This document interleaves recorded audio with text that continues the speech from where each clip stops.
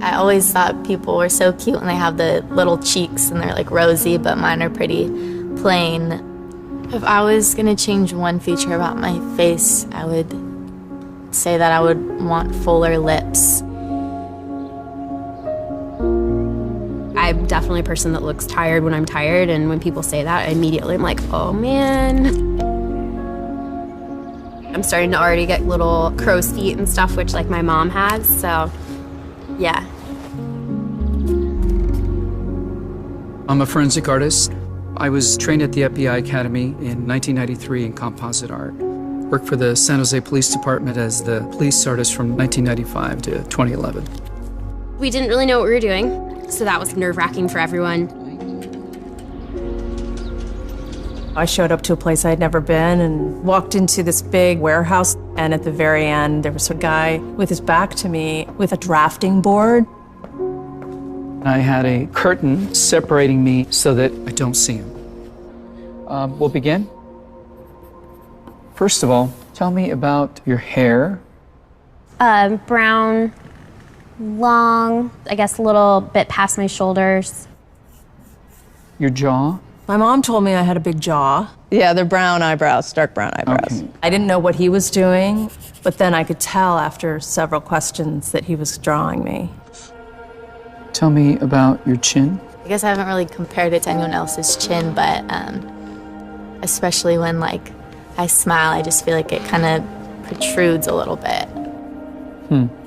What would be your most prominent feature? I kind of have a fat, rounder face. The older I've gotten, the more freckles I've gotten. You sort of realize, oh man, now I have to talk about myself and think about my looks.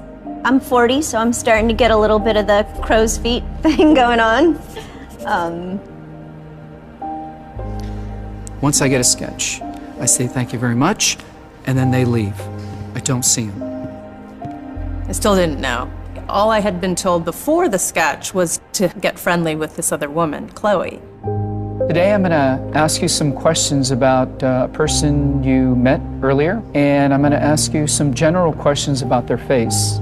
She was thin, so you could see her cheekbones. And her chin was a nice, thin chin.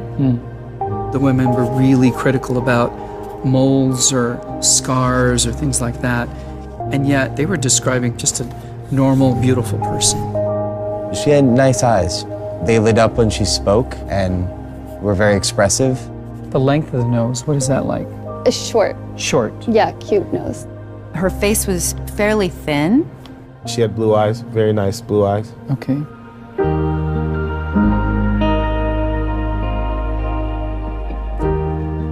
So here we are. So this is your self-described image?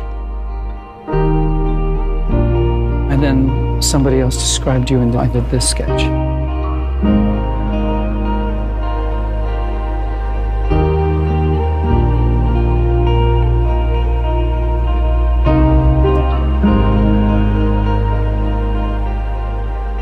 I have this whole thing about having dark circles and crow's feet around my eyes, and that was not part of the sketch at all that the stranger did. The stranger's was a little more like gentle.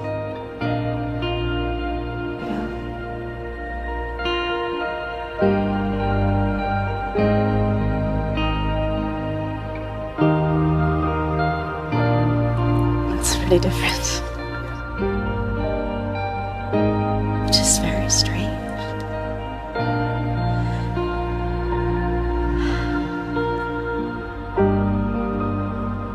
She looks closed off and fatter. She just looks kind of shut down.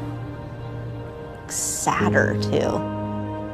The second one is more beautiful. You think they're catching more of that from you? Yeah. She looks more open and friendly and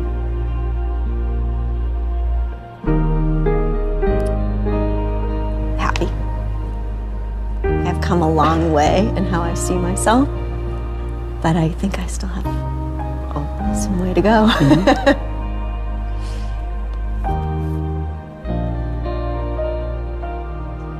So that's.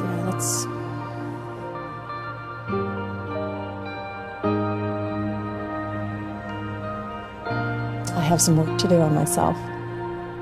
Do you think you're more beautiful than you say? Yeah. Yeah.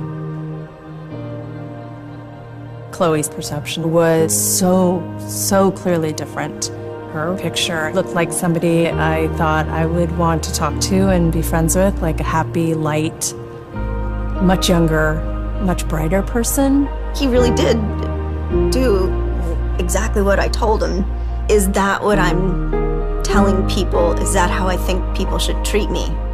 I don't want that. I almost looked like I had described myself as someone that was angry and dark. It really affected me. I think it's going to affect me for a long time. It's troubling. I should be more grateful of my natural beauty. It impacts the choices and the friends that we make, the jobs we apply for, how we treat our children. It impacts everything. It couldn't be more critical to your happiness.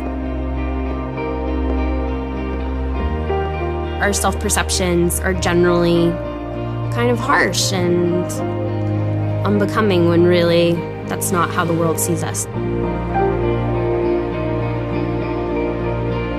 We spend a lot of time as women analyzing and trying to fix the things that aren't quite right, and we should spend more time appreciating the things that we do like.